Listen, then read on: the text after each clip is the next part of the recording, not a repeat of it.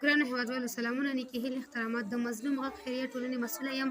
زه نن یو ځل بیا داسې کورنۍ ته راغلی یم چې د ډېرو ستونزو او فقر او غربت سره مخ ده. هغه ورونه چې اوس مهال دا ویډیو ګوري له موږ سره پاتې شي او تر پایه زموږ ملتیا وکړي.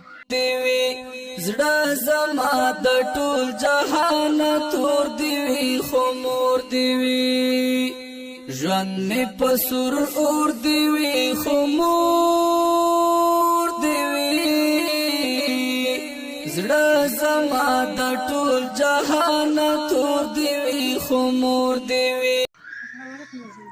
څنګه مور جانې ښه یې؟ شکر دی دغه دی نو نه ژوند دی نه مړ زمونږ څه ژوند دی زمونږ نه ژوند ده او نه په دې ژوند مو خوشحاله یو.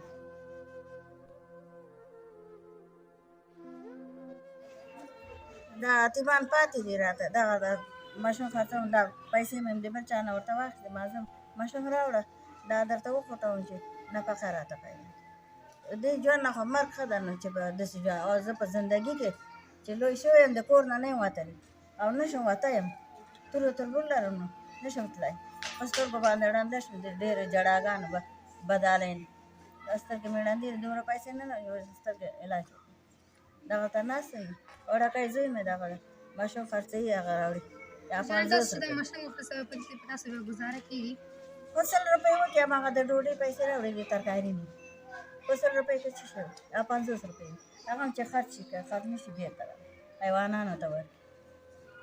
هغه ورونه چې اوس مهال تاسو ویډیو ګورئ تاسو څه غوښتنه ترېنه لرئ؟ دغه غوښتنه لرو چې د خدای علم نیولې تاسو علم نیولې نو چې څه وسه کېږي موږ سره وکړئ دغه غوښتنه لرو. وړوکی زوی مې هغه ده هغه زوی مې دی